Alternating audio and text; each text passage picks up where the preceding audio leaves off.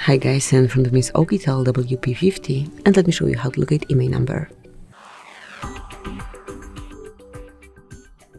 First of all, enroll settings, then find and select about phone, and here find and select IMEI IP address and so on. Now just mark IMEI and here you've got your IMEI number.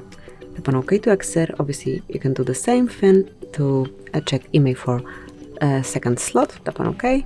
So this is the first method. Then the second one is a bit quicker. Just open your phone dialer and provide a secret code, which is *#06#. And here you've got device information with both IMEI and serial number included. Tap on OK to exit, and this is it. So thank you for watching. Please subscribe our channel and leave the thumbs up.